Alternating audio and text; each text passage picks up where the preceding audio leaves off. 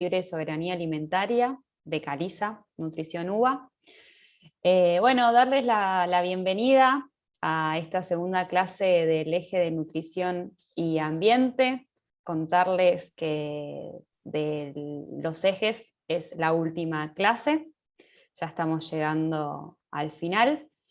Esta es la clase como de cierre teórica y el próximo encuentro va a ser el martes que viene, que es martes 14, mismo horario. Bueno, y ahí haremos como una apuesta de cierre y con unas palabras de Miriam. Bien, unos pequeños anuncios parroquiales breves, así doy espacio a la expositora de hoy, que es un tema muy interesante. Bien, bueno, contarles que el martes que viene nos volvemos a encontrar, es nuestra última clase, va a ser una clase especial, va a ser una clase que va a ser libre para todos los que quieran verla. Después, a partir de ese martes 14, se va a habilitar y va a estar cargada la actividad de cierre que los va a habilitar con todos los requisitos que ya venimos diciendo, ver los videos de las clases y las actividades de cada eje. Una vez que eso está completo, más la actividad final que se va a cargar el martes 14, los va a habilitar para que ustedes se puedan descargar el certificado de que hicieron la cursada virtual de la Cátedra Libre. Bien, esto así como a fines administrativos, igual cualquier duda que tengan, saben que están los medios de comunicación abiertos, nos consultan, acuérdense que es el del Instagram, que es Caliza Nutrición UBA, ahí respondemos en nuestro mail, que es calizanutricion@gmail.com, o también en el campus virtual. Pregunten, pero esas son las condiciones. Es decir, el formulario final de la actividad se va a cargar ese martes 14, y si ustedes tienen todo el resto de las actividades ya completas y vieron los videos, los va a habilitar el certificado de la cursada. Otra cosa importante. Tienen 15 días después de ese martes 14 para ponerse al día con lo que tengan atrasado y poder descargar ese certificado. Es decir, que hasta el último martes de este mes van a poder tener la posibilidad de descargar ese certificado y ponerse al día con todo. El certificado se genera automáticamente. Bien, ustedes una vez que cumplen el requisito, se genera automáticamente. No más dificultad que esa. Y lo pueden descargar desde la misma plataforma virtual del campus. Bueno, dicho esto, quería darle la bienvenida a María Lasta, con la clase de hoy, que es súper interesante, así que la dejo a ella para que se presente y nos cuente un poco mejor de qué va a hablar. Bienvenida, María. Bueno, gracias, Clarita. Bienvenidos a todos los alumnos. La verdad que ha sido una alegría este curso por la cantidad de ustedes, por la colaboración, por los foros. La verdad que ha sido para mí la primera vez que vivo una cosa así tan multitudinaria y tan hermosa. Así que bueno, empezamos con la clase.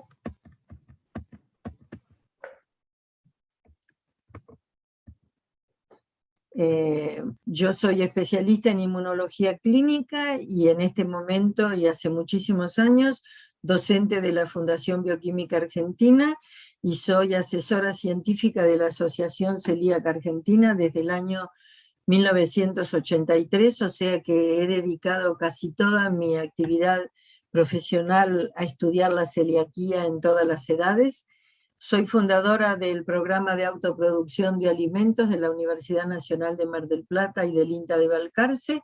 Estoy en la Cátedra Libre de Soberanía Alimentaria con todos ustedes y ahora ya terminé la especialización en genética, derechos humanos y sociedad en la Universidad UNTREF.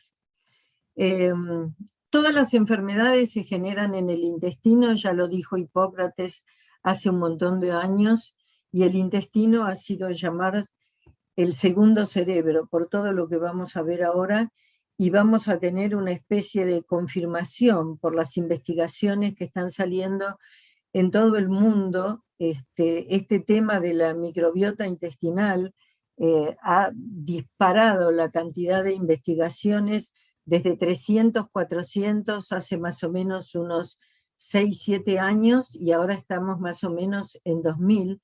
Yo les voy a mostrar las universidades más importantes del mundo que están abocados al estudio de la microbiota intestinal. ¿Por qué? Porque se ha visto toda la cantidad de patologías que aparecen a partir del desequilibrio de esta microbiota intestinal. En Mar del Plata hubo hace unos 3 años un congreso de trastornos funcionales digestivos, y la frase con que se anunciaba el congreso era: todo en la mente y todo en el intestino. Esto fue hace 2 años. O sea que todo lo que está en la mente se refleja en el intestino de alguna manera, y todo lo que está en el intestino se refleja de alguna manera como un síntoma del sistema nervioso central. De tal manera que entre el intestino y el cerebro hay un eje que funciona permanentemente en ida y vuelta, desde el intestino al cerebro y del cerebro al intestino. ¿Eso por qué? Porque estas bacterias que componen el microbioma intestinal, como producto final de su metabolismo, tienen sustancias como equivalentes a las sustancias neuroquímicas que estimulan el sistema nervioso central, como la dopamina, la noradrenalina, la serotonina. O sea, estas bacterias producen esas sustancias, por eso tienen esta reacción directamente en el sistema nervioso central en forma de ansiedad, como lo vamos a ver. También lo que ocurre es que intestino y cerebro son originados en el mismo tejido embrionario, que es la cresta neuronal. Están en constante comunicación bidireccional a través del nervio vago, el eje hipotálamo pituitaria adrenal y fundamentalmente el sistema inmune. Lo que se ha encontrado en este eje, la microbiota intestinal juega un papel fundamental en el funcionamiento del eje.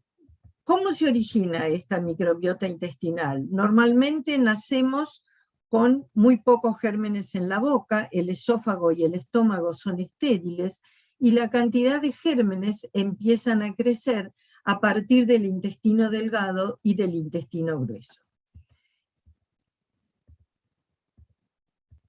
Nosotros se pensaba hasta hace muy poco, yo les diría 10, 12 años, que esto era como una contaminación del intestino, pero ahora que se ha podido estudiar por biología molecular la carga genética de este microbioma, se ha visto que son 100 trillones de bacterias, y el número y la variedad de estas bacterias aumentan exponencialmente desde el extremo próximo, que sería la boca, hasta el extremo distal, que sería el colon. De tal manera que ahora se sabe que en el colon esta microbiota intestinal pesa 2,5 kilogramos. Quiere decir que es un verdadero órgano vital integrado a toda nuestra fisiología, como si fuera el pulmón, como si fuera un riñón. Las bacterias se comunican con el sistema nervioso central utilizando los mismos compuestos neuroquímicos que transmiten los mensajes al cerebro, como lo dijimos recién. Fundamentalmente serotonina y noradrenalina. Entonces, ¿dónde se concentra el microbioma? Principalmente en la boca, en la vagina, en la piel y en la parte distal del intestino. Fíjense ustedes, nosotros medimos, cuando hacemos un recuento de colonias, lo medimos en unidades formadoras de colonias. El estómago, que no es estéril, pero tiene una concentración de 10 al cubo, unidades formadoras de colonias medidas en lactobacilos, estreptococo, estafilococo, enterobacterias y hongos. El hilio tiene de 10 al cubo a 10 a la 9 unidades formadoras de colonias. O sea que en el hilio es donde se establece el verdadero comienzo del funcionamiento de esta microbiota intestinal.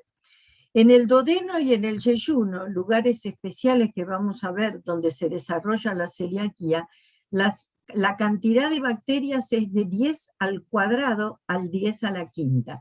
También a predominio de lactobacilos, estreptococos, enterobacterias. Cada una de estas bacterias cumple una función específica dentro del sistema autoinmunitario. Y en el colon tenemos, fíjense la cantidad, 10 a la 10 a 10 a la 12 unidades formadoras de colonias. También aquí aparece el Clostridium, que tiene una función muy especial en regulación de las otras bacterias de la microbiota.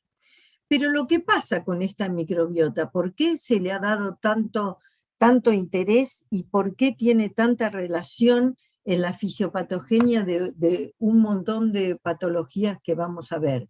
Porque esta carga genética microbiana aporta al intestino nuestro 2 millones de genes bacterianos que no son nuestros. Los nuestros son los 23.000 genes que nosotros conocemos de nuestro propio contenido genético celular.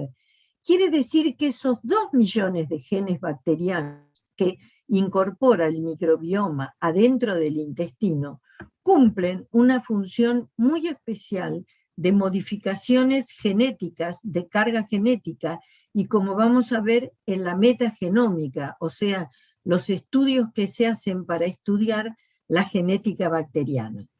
Desde el punto de vista de la concentración de ácido desoxirribonucleico, somos 10 veces más microbianos que humanos, algo que nos sorprende sabiendo que esta microbiota de 2 millones de genes no la traemos con nosotros, la cargamos en el momento del nacimiento. Vivimos entonces en una asociación simbiótica con una compleja población de microorganismos que son parásitos, virus, hongos y bacterias, que es el ecosistema intestinal. Reservorio, como ya dijimos, de 14 bacterias y de 400 especies que coexisten con nuestras células epiteliales y con las células inmunes. Tienen una función muy importante porque controlan la fisiología, controlan la nutrición, controlan la actividad metabólica, pero sobre todo protegen al tracto gastrointestinal de las infecciones con gérmenes patógenos.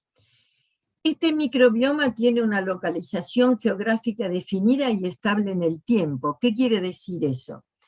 Les daría el ejemplo de la diarrea del viajero. Cuando vamos a México, vamos a Brasil, vamos a alguno de los países de Centroamérica, volvemos con una gastroenteritis.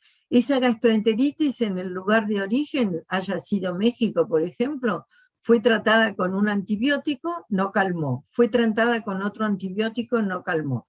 A veces es tratada con antiinflamatorios. O sea, es una cosa tan fisiológica lo que ocurre, que lo que nos pasa a nosotros es que no reconocemos la flora del lugar para que nuestro sistema autoinmune nos defienda de esa flora.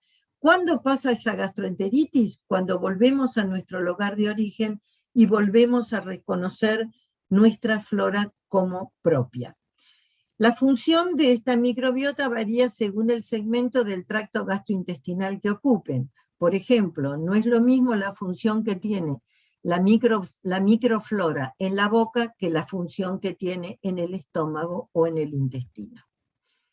Lo que sí, la función principal de este ecosistema intestinal es la resistencia a infecciones. Esos gérmenes ocupan el lugar del patógeno. Al ocupar el lugar del patógeno, cuando el patógeno entra, no tiene lugar donde ponerse en la célula del intestino, y esa microbiota es lo que produce la resistencia a las infecciones. Nosotros tenemos con todas las células intestinales una barrera supresora que nos preserva de la infección, que nos preserva de la autoinmunidad, que nos preserva de enfermedades como las enfermedades inflamatorias intestinales, de la enfermedad celíaca. Esa barrera supresora es íntegra, ahora vamos a ver la foto, es una célula intestinal al lado de la otra. Cuando esa barrera supresora se rompe, y vamos a nombrar dos motivos muy importantes por los cuales esa barrera supresora se rompe. Uno de ellos es el consumo de agua no potable, y nosotros ya sabemos a qué predispone el consumo de agua no potable, sobre todo en la edad pediátrica, a enfermedades autoinmunes, bueno, a un montón de cosas. Esa barrera supresora, cuando se abre, como vamos a ver la foto ahora, se transforma en una puerta inmunogénica de entrada de bacterias, virus, parásitos y antígenos contra los cuales nuestro organismo no tiene defensa. Fíjense, estas son las células del intestino, están todas juntitas, una al lado de la otra, excepto en la foto del medio, que lo que se llaman las tight junction de esas células intestinales se abren, dejan un espacio como un puente y ahí entran partículas del tracto digestivo de nuestra alimentación que normalmente no tendrían que entrar, y cuando entran desarrollan una reacción en la lámina propia, y vamos a ir poniendo ya el ejemplo. Esto es exacto lo que pasa con la enfermedad celíaca. Esa unión entre las dos células intestinales se abre, y por esa unión pasan las partículas antigénicas que desarrollan en la lámina propia todo lo que el paciente celíaco va a tener, toda esa profunda reacción inmunopatológica que es una reacción proinflamatoria. Entonces, como siempre, lo mejor, la lactancia materna, cuanto más larga, protege contra las infecciones, estimula el sistema inmunitario, y en el caso específico de la celiaquía, cuanto más larga es la lactancia materna, protege, en el caso de que la madre sea celíaca y que el chiquito tenga la posibilidad de ser celíaco, esa lactancia materna protege contra la aparición de la celiaquía, haciendo que esta aparezca en forma más tardía. La microflora en el recién nacido va a depender del tipo de nacimiento. Si tenemos un niño que nace por parto normal, al pasar por el canal vaginal del parto, es el primer contacto que tiene con la microflora de la madre, los lactobacilos, los estreptococos, todo lo que la madre tiene como microflora en la vagina, que es muchísimo.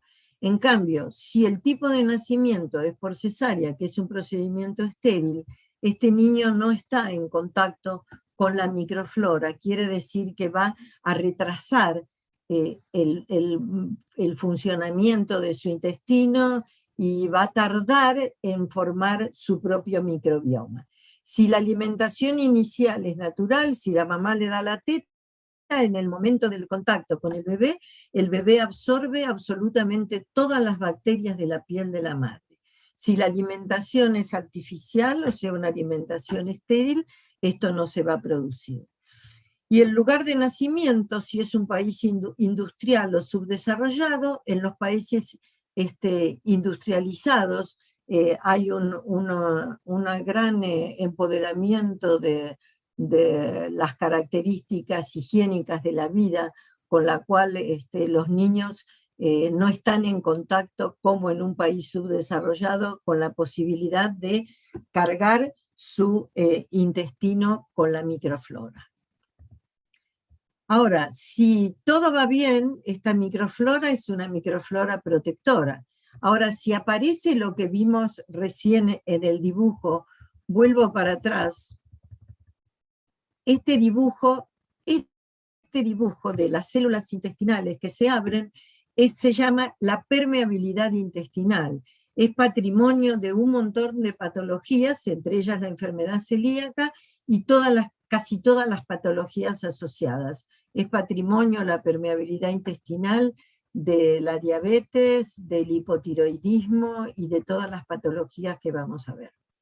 Entonces, si todo está bien y la barrera supresora está intacta y no hay permeabilidad intestinal, tenemos un estado de salud. Si aparece la permeabilidad intestinal y hay un desequilibrio entre las bacterias que son beneficiosas y las bacterias que son patógenas, eso se llama disbiosis, también se llama disbacteriosis, y significa el desequilibrio microbiano dentro del cuerpo por aumento de las bacterias patógenas y el nivel reducido de las bacterias beneficiosas. Esta disbacteriosis se asocia, como ya lo habíamos dicho y lo volvemos a repetir, con enfermedades inflamatorias intestinales, con cáncer de intestino, con enfermedad celíaca, con colitis, con gastroenteritis, con síndrome de intestino irritable y con otras. Entonces, fíjense cómo afecta la flora microbiana del intestino en todo el cuerpo, en forma de ansiedad, en forma de autismo. Sabemos cómo ha aumentado el autismo en la edad pediátrica. Yo les diría que hace 10, 12 años, bueno, Adela lo va a saber mejor que yo, cómo ha aumentado el autismo, y el centro de ese aumento de autismo está en el trastorno de del microbioma. La enfermedad de Parkinson también está relacionada. Yo les voy a mostrar trabajos ahora que hacen en las universidades. La enfermedad de Crohn, que es una enfermedad inflamatoria intestinal, la colitis ulcerativa, el síndrome de intestino irritable, la artritis reumatoidea, el cáncer de colon, la obesidad y la diabetes, la esquizofrenia, la depresión. Todo esto tiene que ver con el desequilibrio de la microbiota intestinal. En el intestino, cuando se produce esa reacción inflamatoria, el intestino larga estas citoquinas proinflamatorias. Esas citoquinas proinflamatorias son sustancias que viajan desde el intestino a los distintos lugares del organismo, y en el lugar en donde se instalen se produce la patología.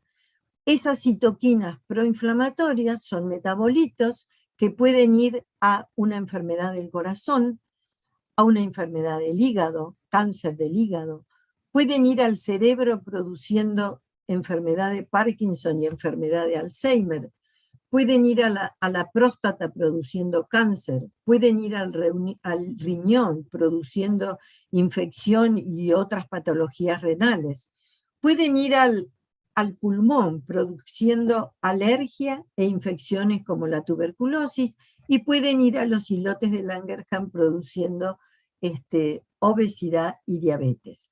Lo que sí tenemos que decir es que el desequilibrio de esta microbiota es el origen de lo que se ha dado en llamar distintas pandemias, como son la obesidad, como es la diabetes. La obesidad y la diabetes tienen su origen en el desequilibrio de esta microbiota. Y ya sabemos, lo habló Andrea, lo hablaron las chicas permanentemente, la obesidad está siendo una pandemia universal. Entonces, esta microbiota anormal, muy activa, provoca respuestas inmunes innatas de la mucosa, y esa mucosa del intestino aumenta su permeabilidad intestinal, y al aumentar su permeabilidad intestinal, desregula el sistema nervioso central. Lo que sí hay muchísimas manipulaciones dietarias con prebióticos, que son sustancias no vivas, y los probióticos, que vamos a ver que son sustancias vivas, que presentan un promisorio futuro en el tratamiento de determinadas enfermedades, como por ejemplo el síndrome de intestino irritable. La doctora Verdú Estela Verdú es una argentina que es referente en la Universidad de Göteborg en los tratamientos y las pruebas con probióticos en el síndrome de intestino irritable. En esta universidad, en la Universidad de Oviedo, en el Consejo Superior de Investigaciones, se está investigando la posibilidad de cambiar la composición o la actividad de la microbiota mediante el empleo de probióticos, prebióticos o modificaciones, en su mayoría en mujeres de edad fértil, que pueden sufrir gran variedad de síntomas clínicos como manifestaciones cutáneas, articulares y renales, y se está refiriendo especialmente en la prevalencia que tiene el lupus eritematoso en las mujeres. O sea, ese lupus eritematoso se origina también en una disbacteriosis de la microbiota intestinal. El derrame cerebral. Lo hallado sugiere que modificar la configuración microbiótica del intestino puede convertirse en un método innovador para preservar los derrames cerebrales. Esto podría ser especialmente útil en pacientes que tienen elevado riesgo, como aquellos que se someten a una operación quirúrgica cardíaca o aquellos que tienen múltiples vascularizaciones sanguíneas obstruidas en el cerebro. Entonces, fíjense, ya vimos el síndrome de intestino irritable, vimos el lupus eritematoso, vimos el derrame cerebral. Aquí está hablando de una patología muy común en los niños que se llama la enterocolitis necrotizante, sobre todo en los infantes prematuros. Esto está investigado en el NIH en Estados Unidos, donde se ve también que el foco del desarrollo de esta enterocolitis necrotizante es a partir de la microbiota intestinal. La malaria, están muriendo en este momento más de 1 millón de personas de malaria por año.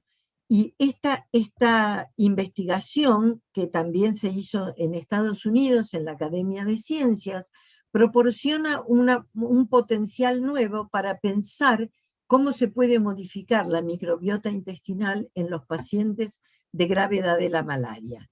Enfermedad de Parkinson. Las personas que sufren la enfermedad de Parkinson tienen una microbiota en sus intestinos distinta a la de los individuos sanos, según los llamativos resultados de un estudio de la Universidad importantísima de Helsinki en Finlandia. O sea, vamos agregando patologías donde está totalmente confirmado que la microbiota intestinal se desequilibra y da origen a la fisiopatogenia de determinadas enfermedades. Fíjense esto, es un estudio colaborativo de la Universidad de San Pablo, de la Universidad Hohenheim de Alemania, de la Fundación para el Fomento de la Investigación Sanitaria de la Comunidad Valenciana, el Centro de la Red Epidemiológica, o sea, son un montón. El Hospital Universitario de La Paz, donde yo me formé en Madrid en la enfermedad celíaca, o sea, son instituciones importantísimas que están estudiando cómo varía la microbiota intestinal en las personas con VIH, sobre todo en el Hospital Ramón y Cajal. En la Universidad de Missouri y Columbia se está estudiando desórdenes reproductivos en el hombre que son transmitidos en el momento del coito a la mujer y posiblemente sean también precursores de cáncer de próstata. Todas estas patologías que vimos tienen su origen en un trastorno de la microbiota intestinal. ¿Qué son los probióticos? ¿Por qué son tan importantes? ¿Por qué todo el mundo apela al uso de los probióticos para cambiar el funcionamiento del sistema inmunológico? Porque tienen la propiedad, son organismos vivos y tienen la propiedad de unirse al enterocito. Al unirse al enterocito, hacen que el patógeno no pueda unirse al mismo. Colonizan el intestino, producen vitamina B y vitamina K. Son resistentes al ácido y a la bilis y producen sustancias antimicrobianas en el lugar en donde se instalan, sobre todo intestino delgado. Son microorganismos vivos que contribuyen a la estabilidad de las mucosas del huésped, ejerciendo una acción benéfica sobre la salud. Esto es un experimento que hice en Mar del Plata con kefir. El kefir es una leche fermentada artesanal, originada en el Cáucaso. Tomamos niños que tenían más de 6 internaciones de gastroenteritis anuales. Tomamos esos niños y el entorno en los cuales viven, y le dimos este probiótico, que es el kefir, un probiótico natural multiespecie. Es una comunidad ecológica compleja formada por ácido lácticas, ácido acéticas y levaduras. Lo que hacíamos, le dábamos 3 veces por semana una leche con lo que queda del kefir. O sea, nosotros ponemos el kefir en 1 litro de leche, lo dejamos 24 horas a temperatura ambiente, después lo filtramos, y ese filtrado se lo poníamos en la leche, se los dábamos con frutas, con chocolate batido. Este kefir inhibe selectivamente la acción de Salmonella y Escherichia coli. Estos son estudios que se hicieron en Europa, y actúa inhibiendo la giardia intestinal. La giardia intestinal es una zoonosis de un parásito que es la giardia, que ahora vamos a ver la foto, que se transmite, es una zoonosis que se transmite de gato, perro, caballo, vaca, cabra. Todos tienen la misma giardia que nos las transmiten a nosotros. Es un parásito que tiene más de 2 millones de años y sigue subsistiendo, modificando su estructura tanto interna como externa. Este kefir mata la giardia y también previene la multiplicación de la Escherichia coli O157 enterohemorrágica y sus toxinas, que son causantes del síndrome urémico hemolítico. Mar del Plata, que normalmente tiene 900.000 habitantes, en el verano llega a tener 3 millones de habitantes. Esos 3 millones de habitantes comen hamburguesas todos los días, de tal manera que este síndrome urémico hemolítico en Mar del Plata es impresionante. Yo les diría que en el hospital teníamos internados por mes entre 25 y 30 síndromes urémico hemolítico. Y esto es por la Escherichia coli que queda en la hamburguesa mal cocinada, y la cantidad de gente que inunda Mar del Plata en los veranos. Por lo menos eso era así, no sé ahora. Este tratamiento que nosotros hicimos con el kefir es de muy bajo costo, porque lo único que necesitamos es leche líquida, y ahí ponemos el kefir, y llegamos a la conclusión con un estudio matemático muy profundo. Esos chiquitos que hacían 6 o 7 episodios de gastroenteritis por año llegaron a ser solamente uno solo, y a veces sin internación. Lo que hay que cambiar es la alimentación, y la alimentación sana lo antes posible. Este estudio del kefir lo hicimos en colaboración con el CIRCA, que es el Centro de Investigación y Desarrollo en Criotecnología de Alimentos de la Facultad de Ciencias Exactas de la Universidad Nacional de La Plata. Ellos hicieron el estudio en La Plata y nosotros lo replicamos en Mar del Plata. Alimentación, salud y genes. ¿Por qué hablamos de que las bacterias entran a nuestro organismo 2 millones de genes? Porque actualmente la nutrición y la genética unen sus esfuerzos y se integran en lo que se llama genética nutricional, que tiene y nos muestra una profunda interrelación entre la alimentación, la salud y los genes. En este caso estamos hablando de los genes bacterianos. La nutrigenómica, la influencia que los nutrientes producen en la expresión de los genes. Los genes, por ejemplo, en el caso de la celiaquía, hay una predisposición genética del paciente celíaco, y la nutrigenómica sería la influencia de los nutrientes que contienen gluten en la expresión de esos genes para transformar un estado de salud en un estado de enfermedad que sería la celiaquía. Y la nutrigenética es conocer la influencia de esas variaciones genéticas en la respuesta que tiene el organismo a los distintos nutrientes. Por supuesto, cada persona va a tener una nutrigenética diferente y va a responder distinto a los organismos. Lo malo sería el sobrecrecimiento bacteriano. El sobrecrecimiento bacteriano. ¿Cuándo ocurre esto? Cuando el niño consume agua no potable. Hablamos de las bacterias, nombramos solamente los parásitos que están en el intestino formando la microbiota.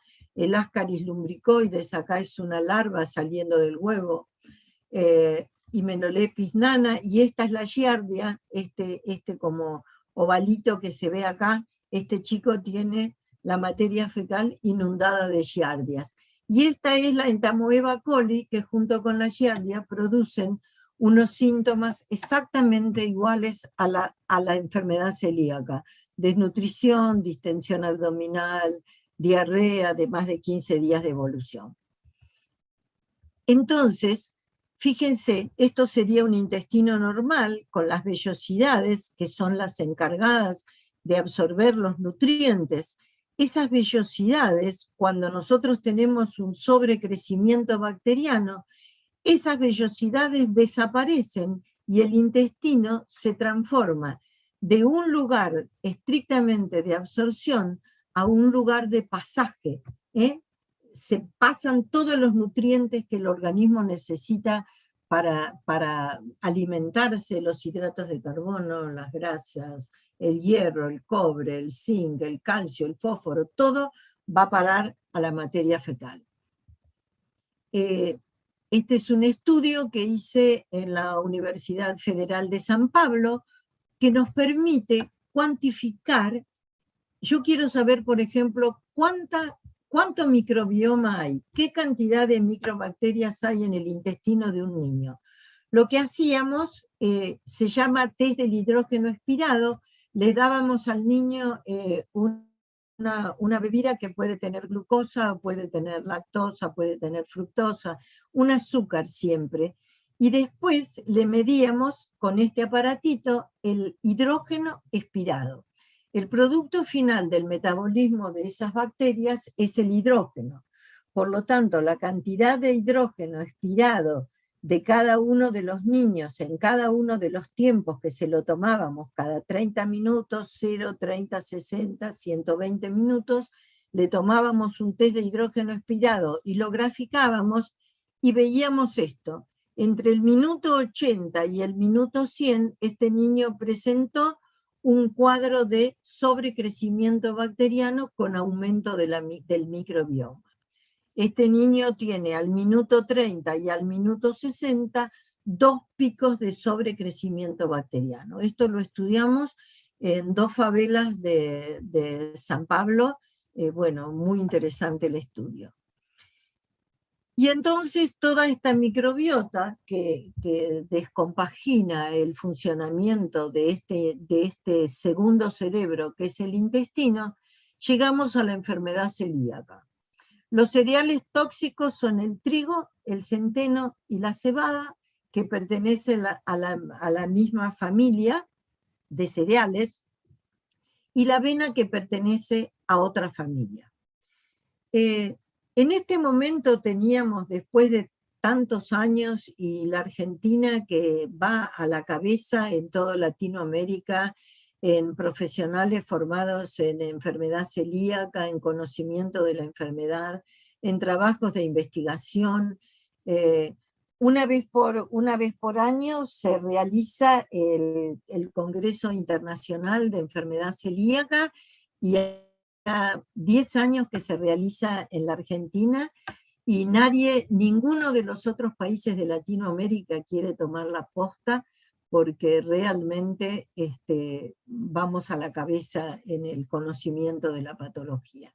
Les decía que después de tantos años, para mí como 30, el conocimiento de la enfermedad celíaca nos hacía ubicarla en un lugar de mucho conocimiento, que teníamos que aplicar la dieta libre de gluten, sabíamos los síntomas en la edad adulta, sabíamos los síntomas en la edad pediátrica. Y nos aparecen pacientes con otra patología, que es la alergia al gluten, que va por otro camino inmunológico totalmente distinto a la enfermedad celíaca. Va por la cuantificación de las IgE alérgicas. Es una alergia al gluten, como si fuera la alergia a otro alimento, al pescado o al maní o al que fuera. Y después aparecen pacientes con una sintomatología clínica igual a la enfermedad celíaca, que son sensibles a la dieta libre de gluten, pero que no son celíacos, no tienen marcadores serológicos de enfermedad celíaca y no tienen tampoco una biopsia de intestino compatible con enfermedad celíaca. Y son los pacientes que tienen la sensibilidad al gluten no celíacos.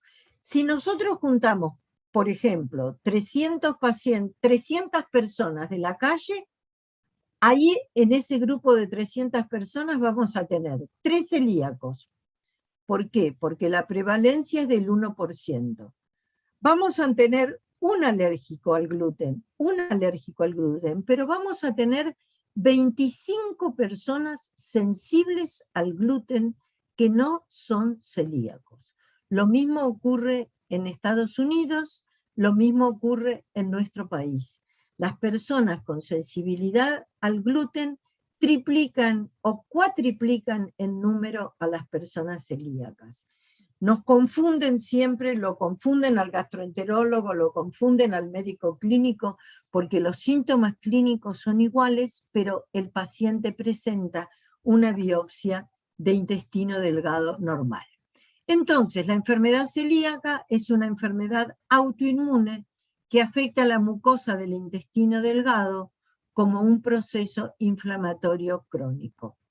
Es la intolerancia alimentaria más frecuente en nuestro medio y en la raza blanca y tiene una etiología multifactorial en la que intervienen factores genéticos. O sea, la genética es definitoria. Si el paciente no tiene los genes de susceptibilidad, no va a ser celíaco aunque quiera. Y hay factores ambientales, por ejemplo, la lactancia. Hay muchas mujeres que hacen el primer diagnóstico de enfermedad celíaca en el posparto, y el factor ambiental más importante es el gluten, que es una proteína endodérmica del trigo, avena, cebada y centeno, que actúa como agente desencadenante y, además de los factores genéticos y del consumo de gluten, necesitamos un desbalance del sistema inmunológico del individuo. Si no tenemos estas 3 cosas, factor genético, factor ambiental, consumo de gluten y desbalance del sistema inmunológico, la enfermedad celíaca no se va a presentar. Hay una etapa clínica en donde niños con manifestaciones digestivas y signos de desnutrición responden muy bien a la dieta sin, de ahora en más, TAC es trigo, avena, cebada y centeno. La dieta libre de gluten es la dieta sin TAC. Existen archivos históricos que datan de la era precristiana con los primeros reportes de areteo de Capadocia muchísimos años antes de Cristo. De ahí viene el nombre de coelios, que denota la distensión abdominal por la intolerancia alimentaria. Después hubo una etapa serológica, o sea, los anticuerpos que aparecen en sangre que nos permiten identificar la enfermedad celíaca, empezaron con títulos positivos de anticuerpos antiglicosidales esto les estoy hablando del año 1970, en enfermos con historia clínica sugestiva y que presentan daño de la mucosa yeyunal. La etapa genómica básica, o sea, cuando yo empecé a estudiar la enfermedad celíaca en el año 83, estábamos en una prevalencia en Argentina de 1 en 5.000, y ahora estamos en una prevalencia de 1 en 100. O sea que en 30 años la prevalencia se ha multiplicado por 50 a medida que fuimos conociendo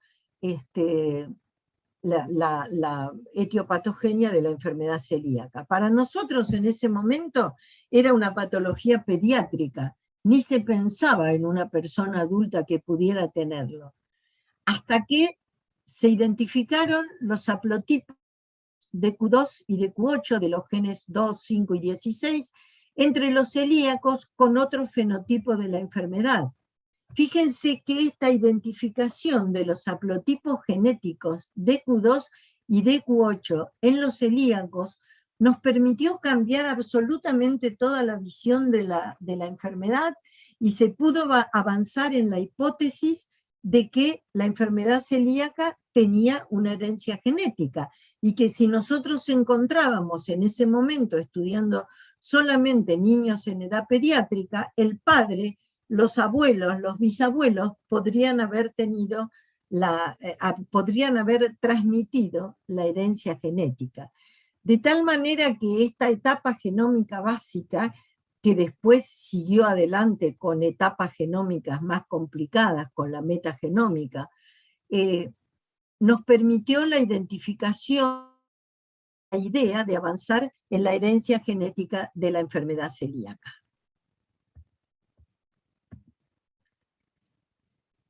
Hasta ese momento lo titulábamos como una enfermedad intestinal que causa mala absorción. Ahora sabemos que la enfermedad celíaca es mucho más que eso.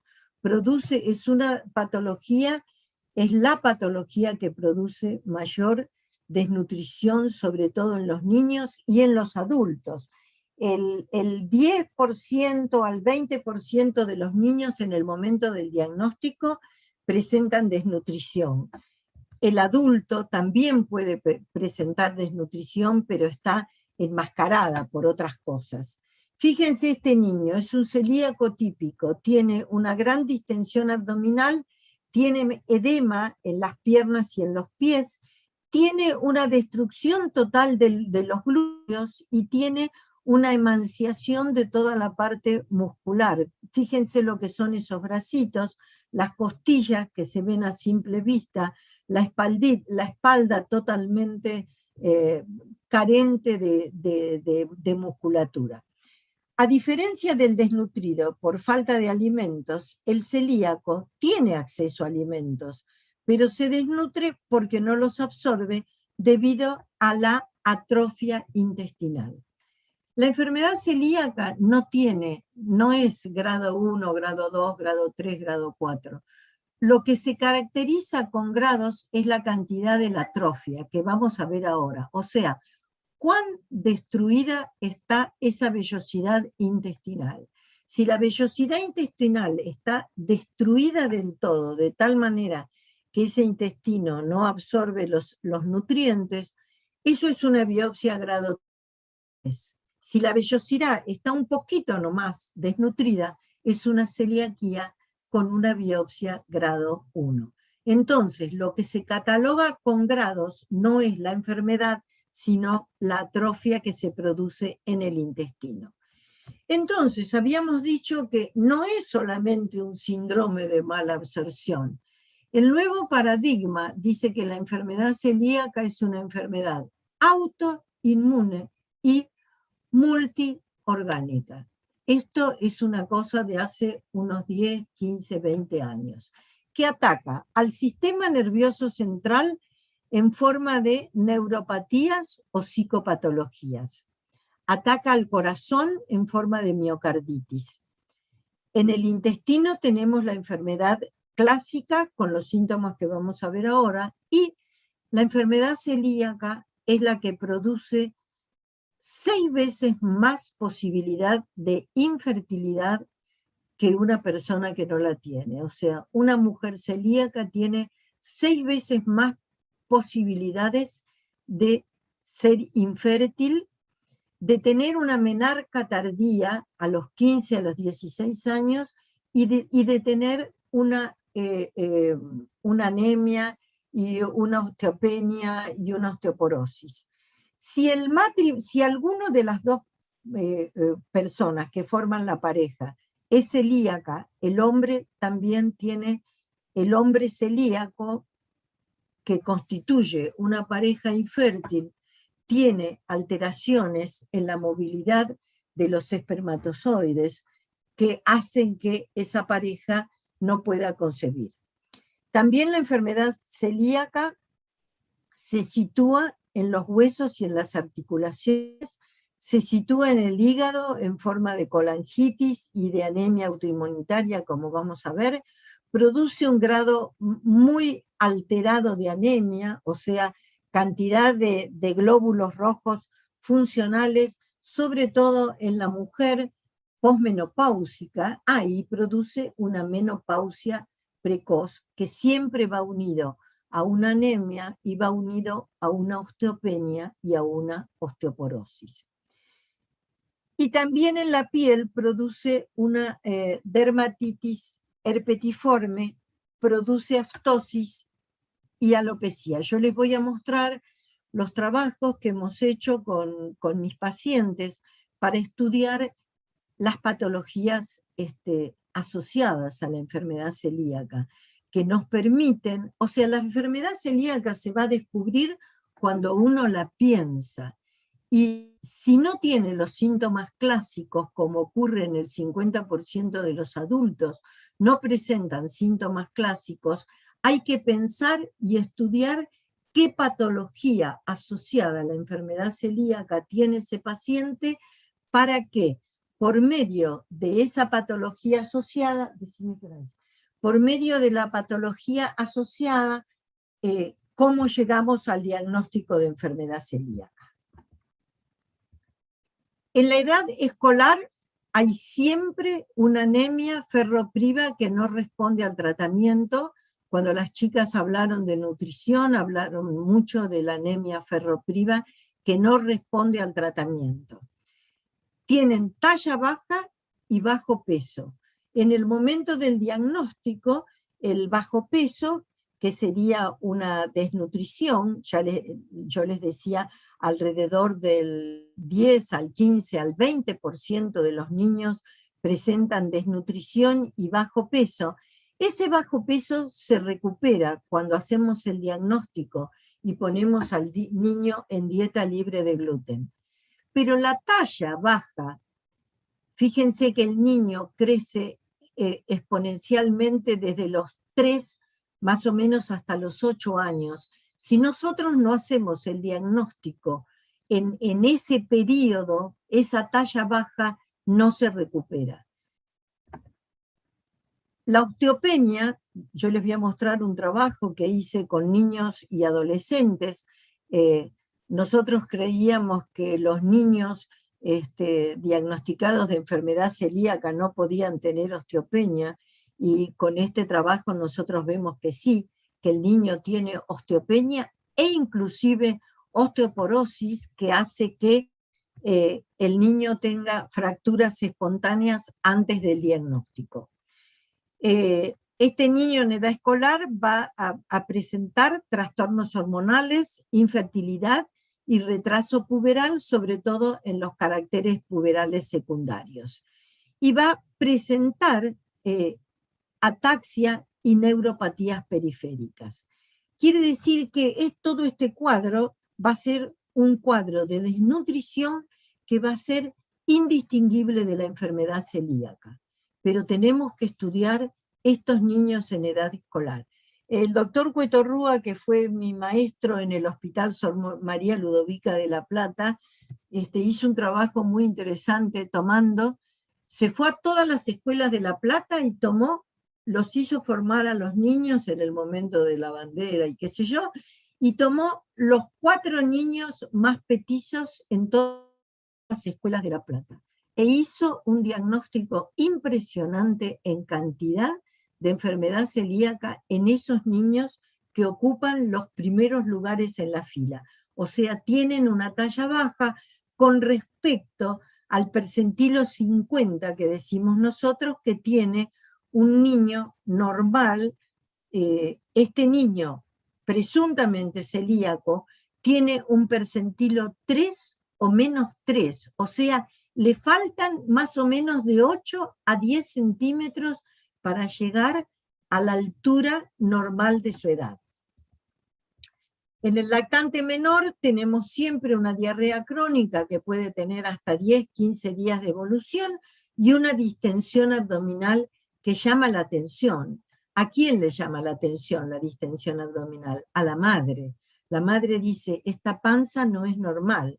También la anorexia y la adinamia, o sea, es un chiquito que tiene diarrea, tiene gases, tiene vómitos, tiene movimientos intestinales, no quiere Lola, no quiere gimnasia, quiere estar tirado en una cama. O sea, la dinamia y la irritabilidad del carácter es lo que más llama la atención en los niños en edad pediátrica. La distensión abdominal, la atrofia de los glúteos, es que lo primero que nosotros le miramos, le hacemos sacar el calzoncillito y ahí vemos el glúteo que está consumido por la enfermedad celíaca.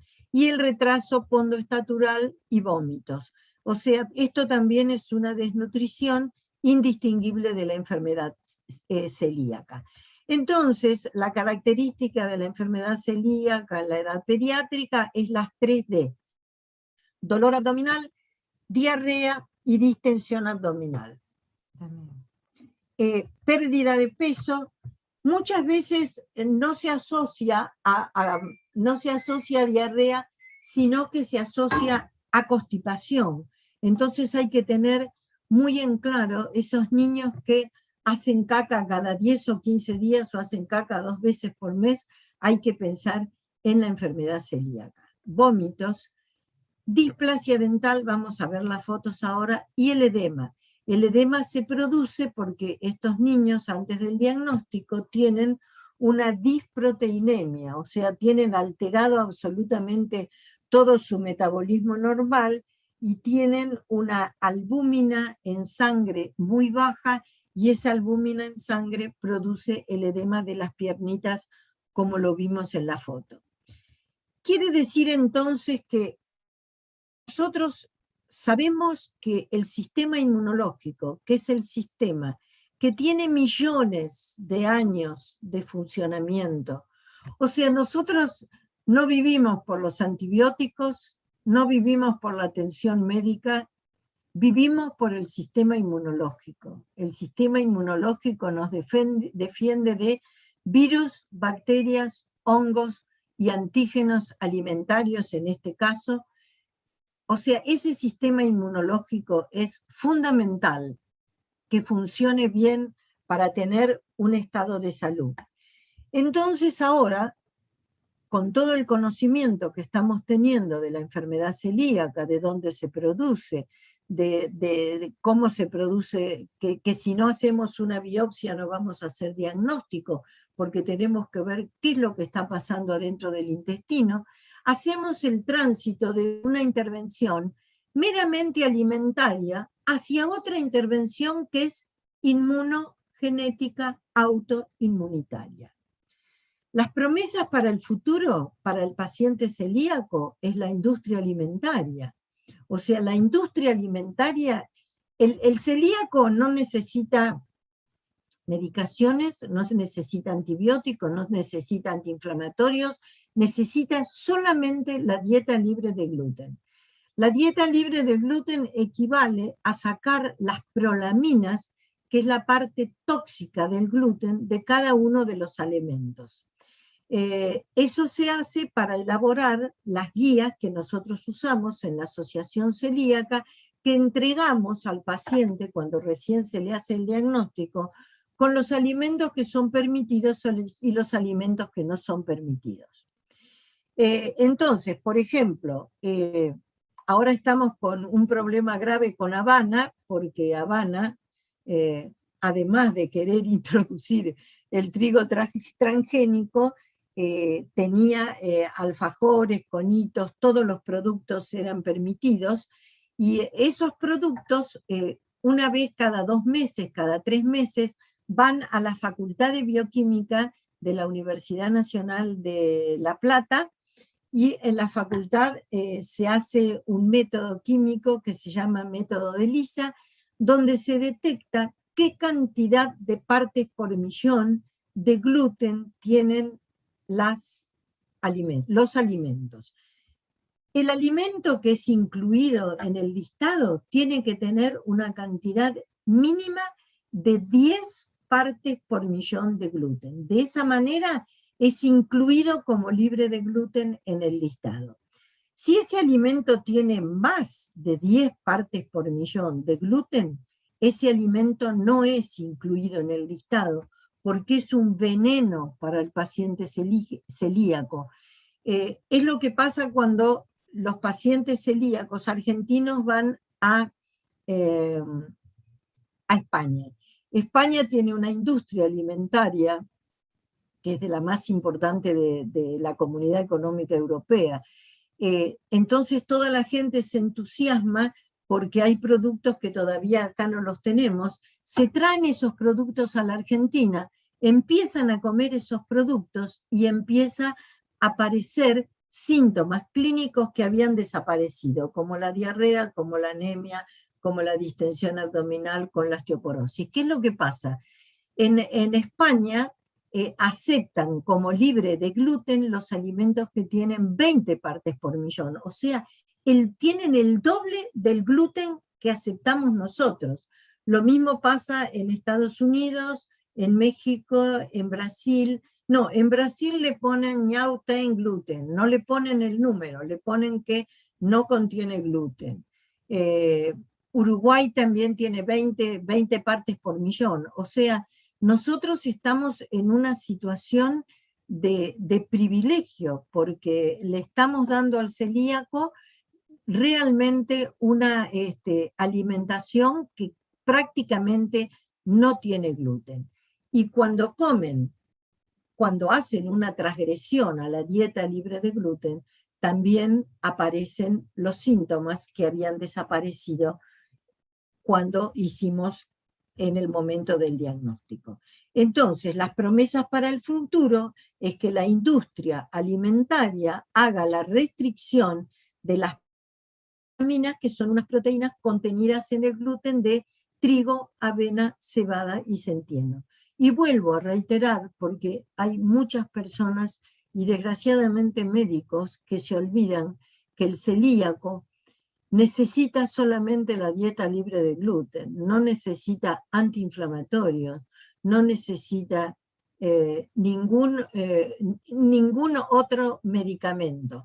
Sí necesita recomponer en el momento del diagnóstico, tanto un niño como un adulto, lo que son las pérdidas de micronutrientes, porque ese paciente, un paciente adulto, que es diagnosticado a los 40, 50 años, su organismo ha perdido, en ese tiempo que no se ha hecho el diagnóstico, ha perdido cualquier cantidad de calcio, fósforo, hierro, zinc, vitamina C, todos los complejos de vitamina B, B1, B2, B6, B12, ha perdido todo eso. Entonces, lo que sí se recompone en el momento del diagnóstico es la cantidad de nutrientes. Se estudian y se recomponen, pero después el paciente entra en dieta libre de gluten y solamente su organismo se va acomodando. Más o menos entre 15, 20 y un mes empiezan a desaparecer los síntomas más importantes, como diarrea, puede tener una dermatitis en la piel, la distensión abdominal, la anemia. Otros síntomas tardan un poquito más en desaparecer. En la Argentina somos 40 millones, por lo tanto hay 400.000, debía de haber 400.000 celíacos en la Argentina. Por lo tanto, son 400.000 familias que deben de adaptarse a un tipo de vida distinta. El paciente celíaco que hace la dieta es una persona normal, desde lo cognitivo, desde lo emocional, desde lo fisiológico. No es un enfermo, es un intolerante a una proteína como es el gluten de trigo, avena, cebada, centeno. Entonces, nunca quisimos, tantos años que estamos luchando por las leyes para los celíacos y que se cubra la dieta libre de gluten en las mutuales, tanto que hemos luchado, nunca quisimos que el paciente celíaco sea tratado como un discapacitado. No es un discapacitado. El paciente con celiaquía en dieta libre de gluten es una persona normal. Bueno, lo triste y lo lamentable es que se comprobó que en nuestro país, por cada celíaco que hay diagnosticado, hay 8 que no lo están. O sea, hay un gran subdiagnóstico. Les quería contar lo que pasó con este paciente. Este paciente tenía talla baja, bajo peso, diarrea, distensión abdominal, todos los síntomas. Entonces dijimos, es un paciente celíaco. Cuando le tomamos la muestra para la biopsia y el anatomopatólogo lee la biopsia, nos devuelve y nos dice, este paciente no es un paciente celíaco, es un paciente parasitado.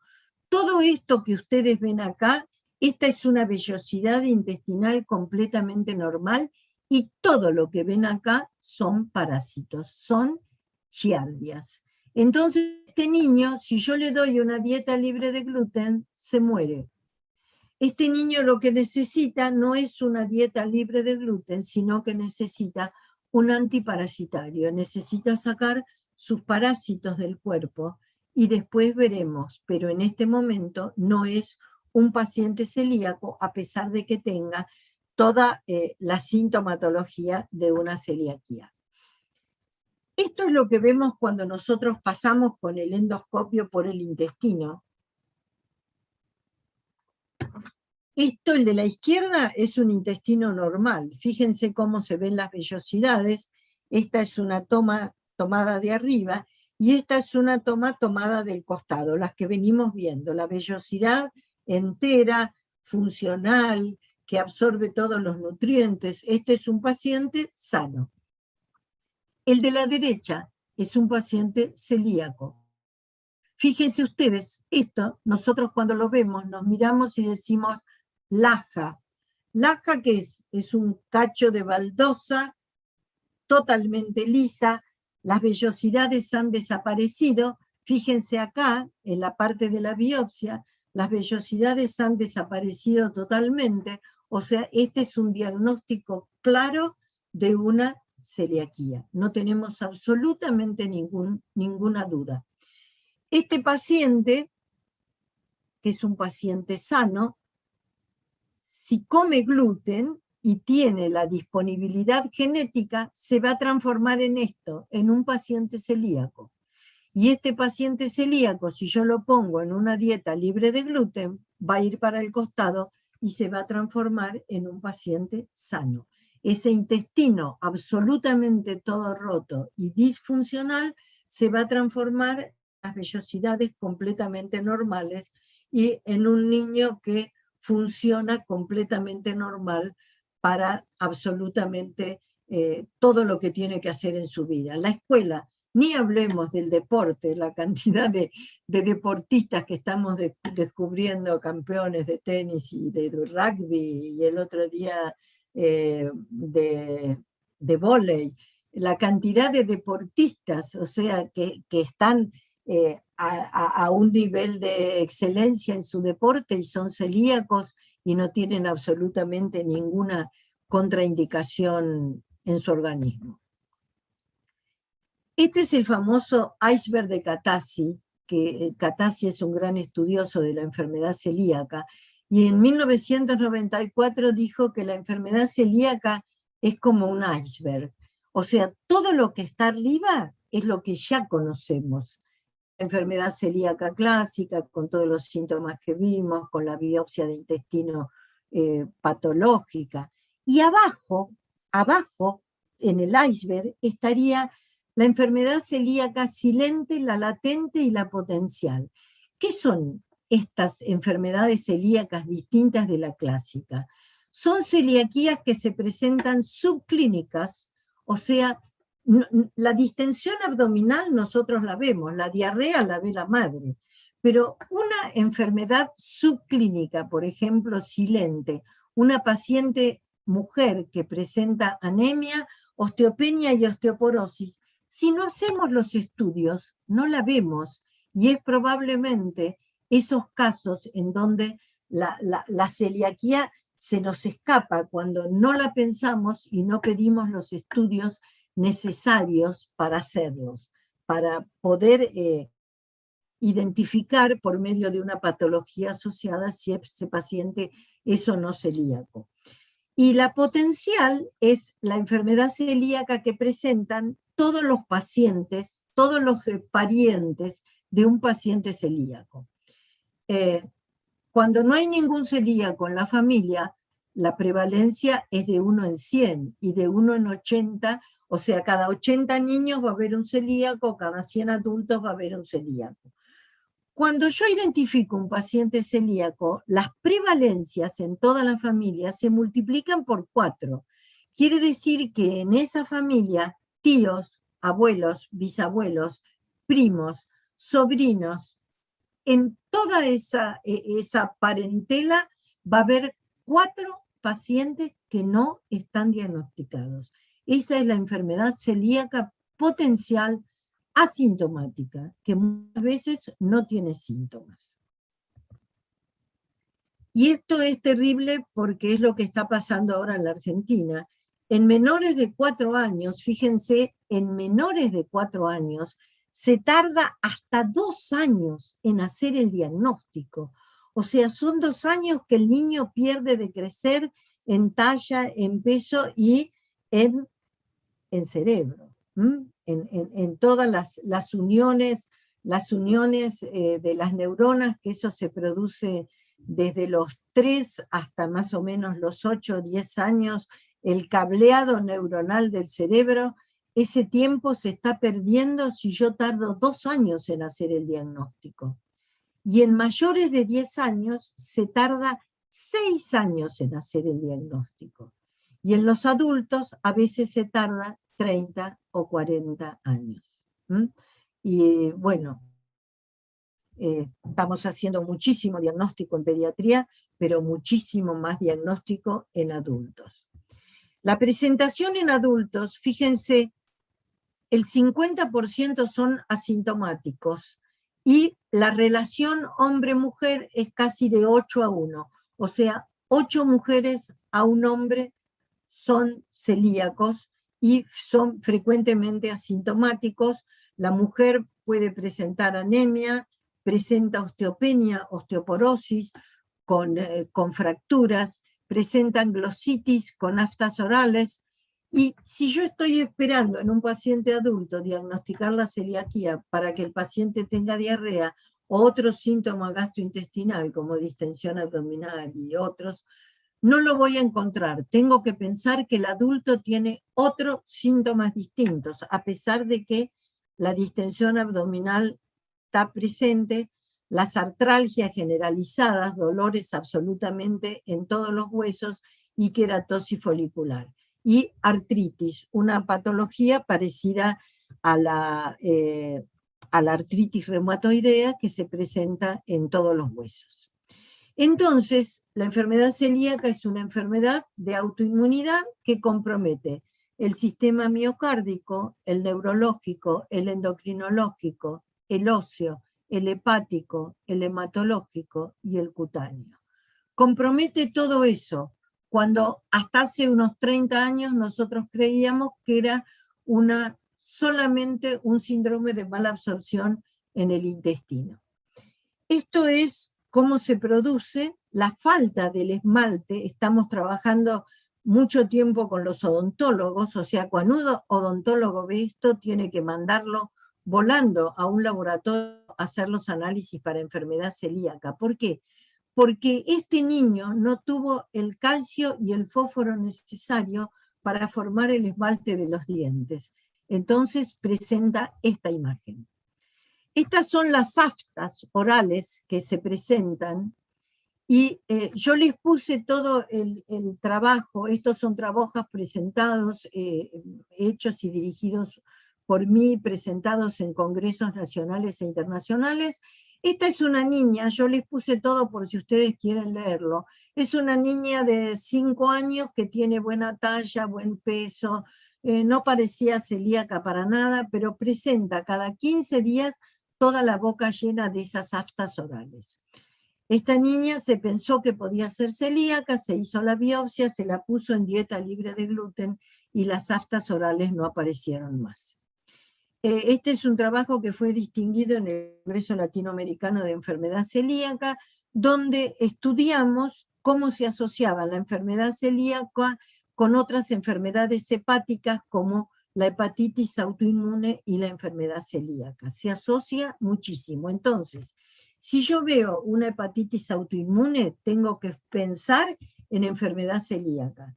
Y si veo una enfermedad celíaca, tengo que pensar que puede haber un trastorno hepático asociado. Acá tenemos las vesículas y las costras formando rosetas. Estas son vesículas y costras formando rosetas en un paciente de 18 años que no tenía buena talla, buen peso, pero ¿qué pasó? Este chico fue a un gastroenterólogo, el gastroenterólogo le sacó primero los pescados, después le sacó las carnes de cerdo, después le sacó las carnes de vaca, después le sacó las frutas y las verduras. Este chico comía solamente fideos y pan.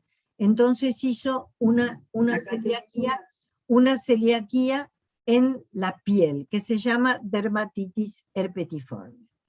Este es otro trabajo para que lo lean, muy interesante. Tomamos 5 pacientes con síndrome de intestino irritable, este síndrome que está pululando por todos lados y cada vez vemos más pacientes con síndrome de intestino irritable. Tomamos los 5 pacientes, a los 5 le hicimos el análisis de sangre, dio positivo para celiaquía, la biopsia dio positiva, los pusimos en dieta libre de gluten, y estos 5 pacientes que no sabían en qué momento les iba a agarrar la diarrea o se iban a hacer caca por la calle, pasaron a tener una calidad de vida como tiene el paciente celíaco, que es excelente. Bueno, esto lo vamos a pasar, pero les voy a contar que era una mujer que tenía una artritis reumatoidea juvenil con una alteración, fíjense, de las articulaciones de la mano.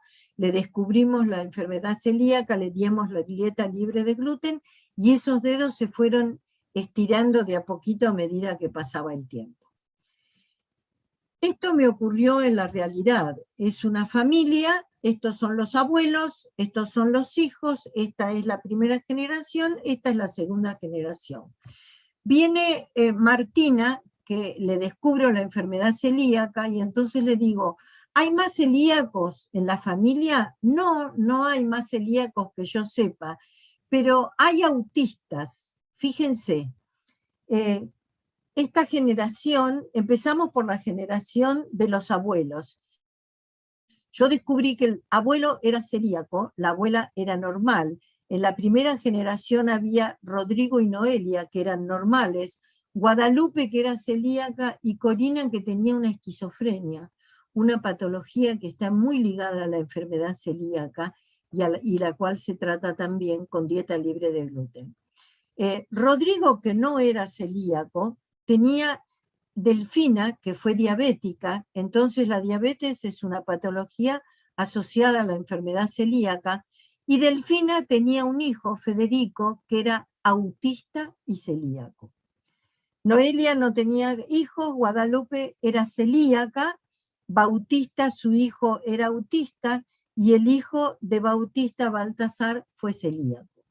Quiere decir que la esquizofrenia, la diabetes, el autismo, son patologías asociadas a la enfermedad celíaca, que siempre tenemos que buscar en una familia cuando aparece un paciente celíaco. Fíjense, esta paciente me dijo que no había más celíacos en la familia, y en la familia hay 1, 2, 3, 4 celíacos. Es el número que tenemos que encontrar. Esta es la terrible reacción inmunológica que ocurre en el intestino cuando un paciente es celíaco. Estos son los anticuerpos que estudiamos para diagnosticarla, antigliadina y antitransglutaminasa. Estas son las biopsias, fíjense, este es un intestino normal, este es un intestino de un paciente celíaco. Y estas son todas las patologías que se asocian a la enfermedad celíaca. La artritis reumatoidea, la diabetes mellitus, la enfermedad del tejido conectivo, la hepatitis crónica, el lupus, el pénfigo y la psoriasis. Yo tengo 3 pacientes con pénfigo y vitiligo curadas con dieta libre de gluten, y los problemas de tiroides. Bueno, hay patologías endocrinas como la diabetes, la tiroiditis, lo vamos a pasar rápido. Hay patologías dermatológicas como la psoriasis y el vitiligo. Hay patologías digestivas asociadas como la cirrosis biliar primaria. Y hay alteraciones neurológicas, y quiero poner el acento en el autismo. El autismo, que ha crecido muchísimo en este último tiempo, es una patología donde no funciona el sistema inmunológico, no funciona el sistema gastroenterológico y no funciona todo lo que tiene que ver con el cuidado de la microbiota. El paciente autista tiene una disbacteriosis terrible con alteración absoluta de todo su microbiota, de lo que vimos anteriormente. Hace unos 5 años, unos 7 años, empecé a hacer un estudio que se mandaba a Estados Unidos con los pacientes autistas, que en la Argentina no se hace, y se hacía en sangre, en orina y en pelo. Bueno, fue impresionante recibir esos estudios del autismo, porque se le hacía un estudio inmunológico para más de 500 alimentos, cereales, frutas, verduras, 500 alimentos distintos. Todos esos alimentos daban normales, menos el trigo, la avena, la cebada y el centeno. O sea, el autista se manifiesta metabólicamente como un paciente autista, como un paciente celíaco.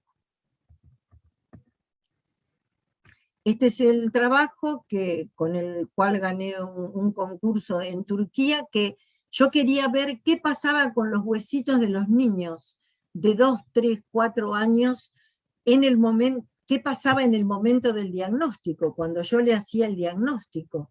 Era imposible pensar en hacerle una densitometría ósea a un niño, y nosotros le hicimos 8 densitometrías óseas en 4 años para ver qué estaba pasando con esos huesos. Les cuento que en el momento del diagnóstico ya había más o menos el 40% de los niños habían tenido una fractura espontánea, casi siempre de peroné o de algún otro hueso, y del radio distal. Tenían biopsia positiva para enfermedad celíaca, y esos niños recuperaron el calcio y el fósforo y la vitamina D que su organismo necesita después de 4 años de dieta libre de gluten.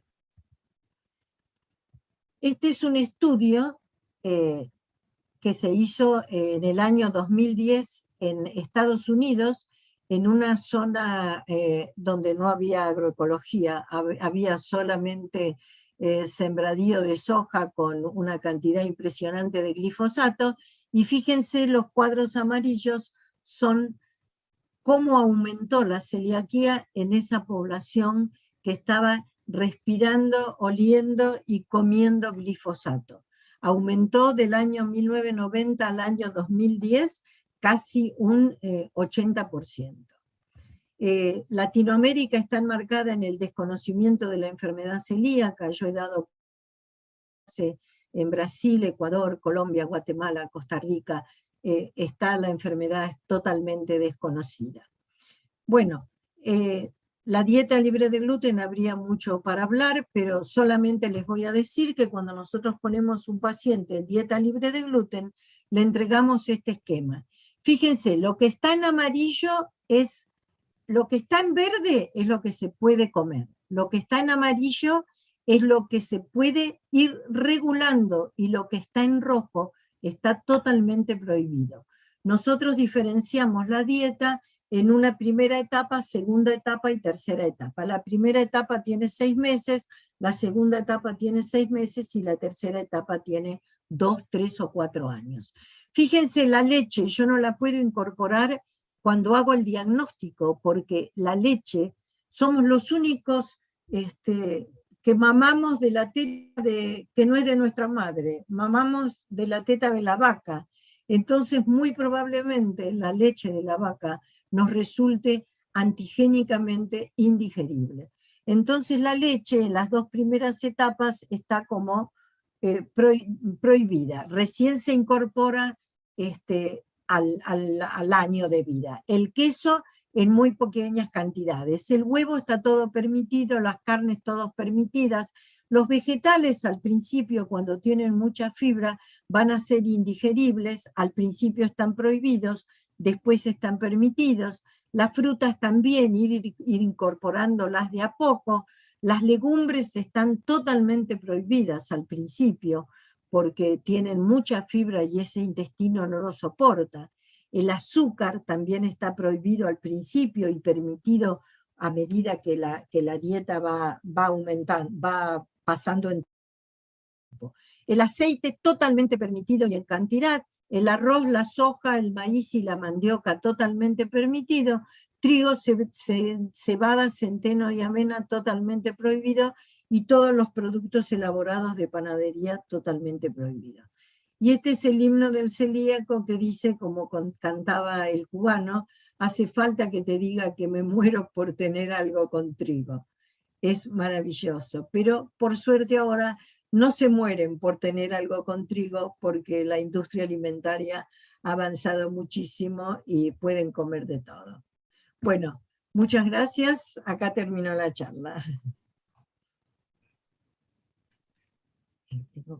Bueno, muchas gracias, María Esther, por esta fantástica clase. Te voy a leer las preguntas que nos hicieron por el chat. Dale. Bueno, arrancamos. Mara te pregunta, cuando un bebé nace, sea por vía vaginal o cesárea, ¿nace con el intestino estéril? Tenía entendido que el bebé en gestación ya va formando su microbiota muy poco, incluso la salud bucodental de la madre tiene impacto en el bebé gestante. Muy poco en la boca y muy poco en el intestino delgado. Todo lo demás lo forma después. La primera es al pasar por el canal de parto. Gracias. La segunda, ¿en artritis psoriásica también inciden, doctora? Sí, la psoriasis muchas veces se trata con dieta libre de gluten y es impresionante la mejoría que tiene. Psoriasis y vitiligo, las dos se tratan con dieta libre de gluten. Bien, ahí Virginia pregunta si cualquier persona puede consumir kefir y si es el mismo impacto que kefir en leche. Y ahí aprovecho para contar de María Esther que nos cuentan en el chat que ya están intercambiando nódulos de kefir. Así que adelante. Sí, totalmente estimula el sistema inmunológico, sintetiza vitaminas in situ, es maravilloso, no tiene absolutamente contraindicaciones. Yo tengo un kefir que traje de Turquía que tiene como 12 años y va evolucionando. Hay kefir en leche y kefir en agua. Cualquiera de los dos es maravilloso para el organismo, para la piel. En vez de ponerse esas cremas carísimas, consuman kefir. Kefir y fermentados. Ivana te pregunta, soy celíaca y no comprendo bien cómo ahora se dice que hay un tipo de avena que sí podemos consumir. De hecho, la venden en los locales de alimentos sin TAC. Bueno, por eso yo dije, trigo, cebada y centeno pertenecen a la misma familia de cereales y la avena pertenece a otra familia de cereales que pareciera que es mucho menos tóxica para el intestino de los celíacos. Hay un 95% de pacientes que reaccionan bien a la avena, pero hay un 5% de pacientes para los cuales la avena es tóxica. Entonces, si un paciente tiene problemas y yo veo que no adelanta con la dieta, jamás se me ocurriría darle avena. Es más, sacaría un poquito la avena para hacer mi propia experiencia de si ese paciente es un sensible a la avena. María Esther, acá ya nuestra querida compañera Adriana Contarini pregunta si hay algún estudio que vincule la producción de trigo rico en gluten y altamente fumigados con la enfermedad celíaca. No entendí. Si hay alguna relación entre la producción del trigo rico en gluten en nuestro país y altamente fumigado también, algo dijiste cuando hablaste del glifosato, con la enfermedad celíaca. Sí, totalmente, totalmente. Los agrotóxicos impactan en la microbiota, lo dijo el otro día Marta cuando habló de los agrotóxicos, por intermedio de una enzima que se llama citocromo P450, que está en el intestino y que regula un montón de funciones metabólicas. El agrotóxico, especialmente el glifosato, el 2,4-D, impactan en el intestino, alterando la concentración de la microbiota en calidad y en cantidad, o sea, enferman el intestino. Yo el otro día estaba sin voz, no les pude contar que en Mar del Plata yo trabajé mucho con BIOS, que es una ONG, y un día se nos ocurrió hacer análisis de agrotóxicos a la gente del Consejo Deliberante. Yo toda contenta fui con mi cajita, con las jeringas para sacar sangre. La gente del Consejo Deliberante se negó y nosotros teníamos un contrato con una universidad de Sevilla para hacer los análisis de agrotóxicos en sangre que todavía no se hacían en la Argentina. Entonces nos sacamos sangre entre nosotros. Yo tengo, como vos decías el otro día, endosulfán, 2,4-D, tengo clorpirifos y ya no quiero acordarme más lo que tengo. Ese estudio fue mala sangre. Después hicimos, hecho en el tarro, juntamos la orina de 200 pacientes que pasaban por la calle y le hicimos glifosato en orina y los 100 pacientes dieron positivo. O sea que el glifosato se absorbe, se elimina por riñón y va a la orina. Mientras tanto, da vuelta por todo el organismo.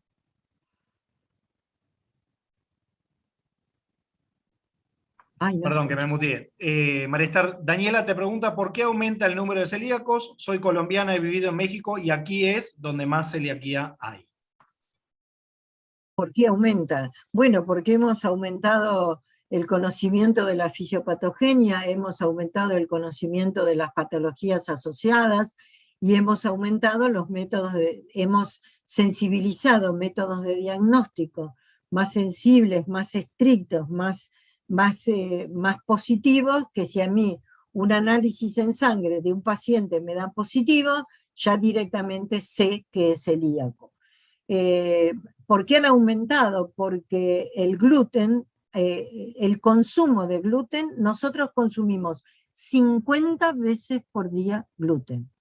Pan, galletitas, eso lo sabido. Después, el dentífrico, el desodorante, los dulces, la mayonesa, la mostaza, todo tiene harina, absolutamente todo tiene harina de trigo.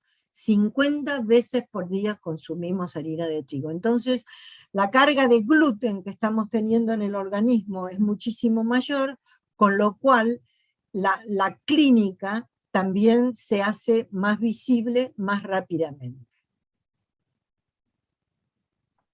Gracias, María Esther. Ahí Valeria pregunta si la crisis neurológica, la convulsión en adolescentes, puede tener que ver con la ingesta de gluten. Sí. Hay una epilepsia especialmente que tiene que ver con la ingesta de gluten. Se hace el diagnóstico por una resonancia nuclear magnética y son pacientitos epilépticos que obviamente van a dieta libre de gluten.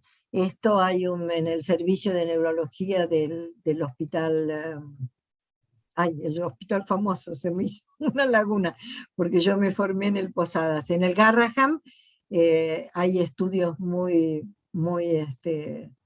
avanzados.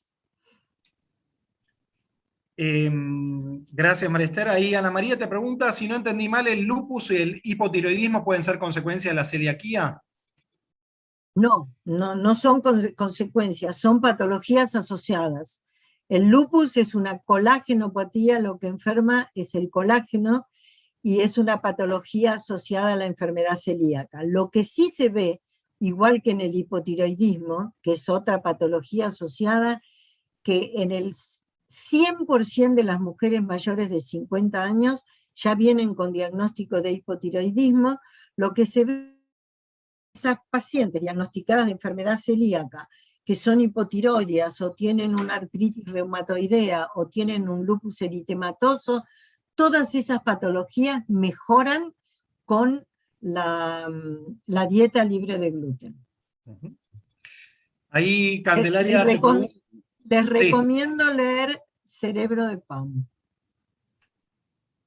un libro de un nutricionista y gastroenterólogo y psiquiatra norteamericano.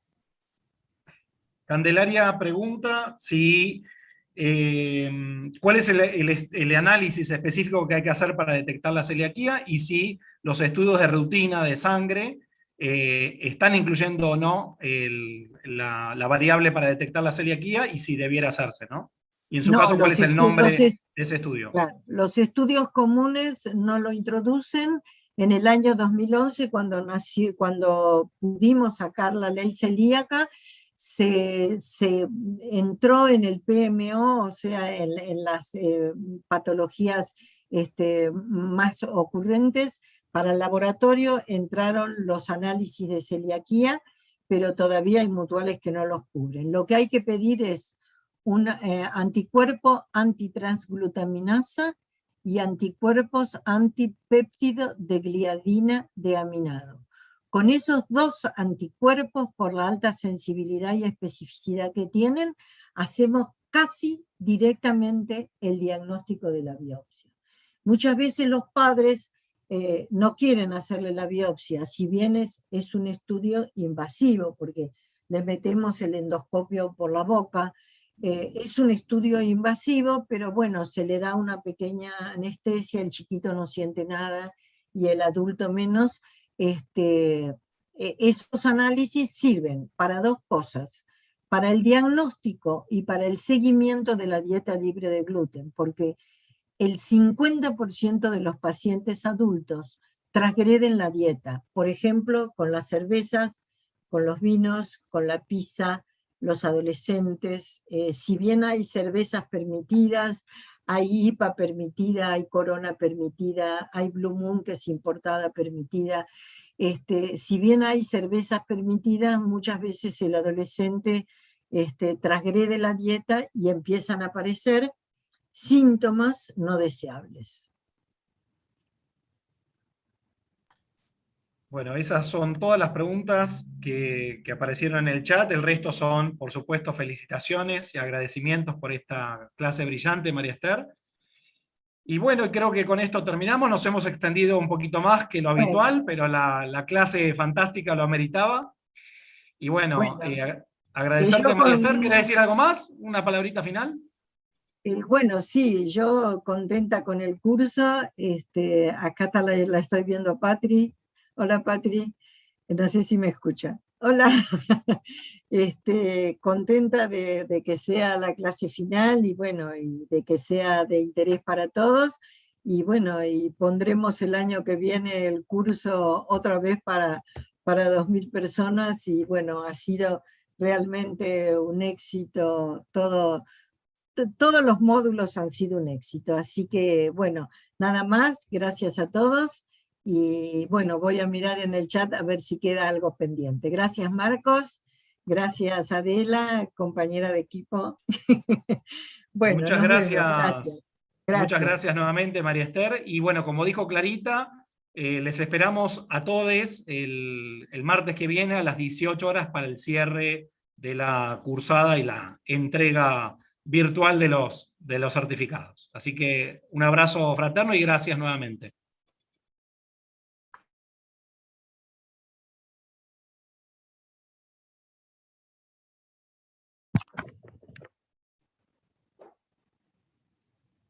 Bien.